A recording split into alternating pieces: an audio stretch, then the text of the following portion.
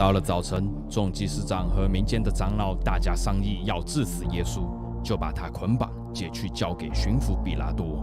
这时候，卖耶稣的犹大看见耶稣也被定罪，就后悔把那30块钱拿回来给祭司长和长老，说我卖了无辜之人的血是有罪了。他们说与我何干？你自己承担吧。犹大就把那银钱丢在地里，出去吊死祭司长前。其银钱来说，这是血价，不可放进谷里。他们商议就用那银钱买了要户的1块田，为要埋葬外邦人，所以那块田直到今日还叫做血田。这就应了先知耶利米的话，他们有30块钱，就是被固定之人的价钱，是以色列人中所固定的买了要户的田。这是照着主所吩咐我的。耶稣站在巡抚面前，巡抚问他说：“你是犹太人的王吗？”耶稣说：“你说的是。”他被祭司长和长老控告的时候，什么都不回答。比拉多就对他说：“他们做见证，告你这么多的事，你没听见吗？”耶稣仍不回答，连一句话也不说，以致巡抚甚是觉得心情热。巡抚有一个常例，每逢这节期，随众人都要释放一个囚犯给他们。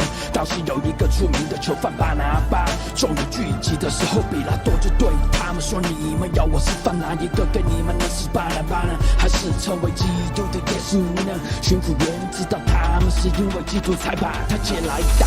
正在坐堂的时候，他的夫人打发人来说：“这一人的事你一点不可管，因为我今天在梦中为他受了许多的苦。”祭司长和长老挑唆众人释放巴拿巴，除灭耶稣。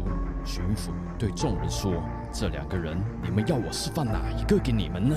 他们说：“巴拿巴，释放巴拿巴。”比拉多又问他们：“那称为基督的耶稣呢？我要怎么办呢？”他们都说：“把他钉上十字架，钉上十字架。”巡抚说：“为什么呢？他做了恶什么？”他们极力喊着说：“把他钉上十字架。”于是比拉多释放巴拿巴给他们，又把耶稣鞭打，交给人钉十字架。巡抚的兵就把耶稣带进衙门，叫全营的兵聚集在那里。他们脱了他的衣服，给他穿上一件朱红色的袍子，用荆棘编成冠冕戴在他的头上，又用一根苇子放在他的右手里，跪在他面前戏弄他，说：“恭喜犹太人的王啊！”又吐唾沫在他脸上，拿苇子打他的头，戏弄完就脱去他的袍子，人穿上自己的衣服，带他出去要钉十字架。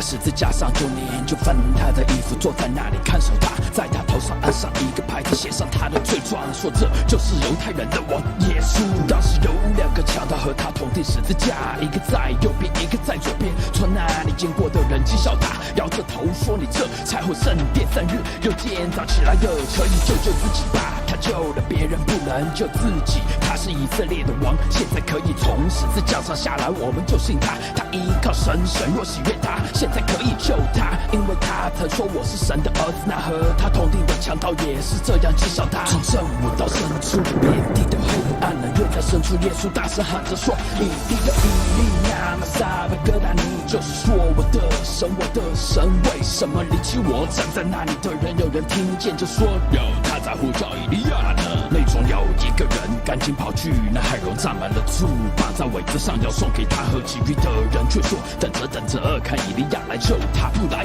我们等他下来。”耶稣又大声喊，脚气就断了。忽然店里的幔子从上到下裂成2半，地也震动，磐石也崩裂，坟墓也开了，一些圣徒的身体多要起来了。到耶稣复活以后，他们从坟墓里出来，进入圣城，向许多人显现。百夫长和一同看守耶稣的人看见地震并经历所有的事，就极其害怕，说：“这真是神的儿子了。”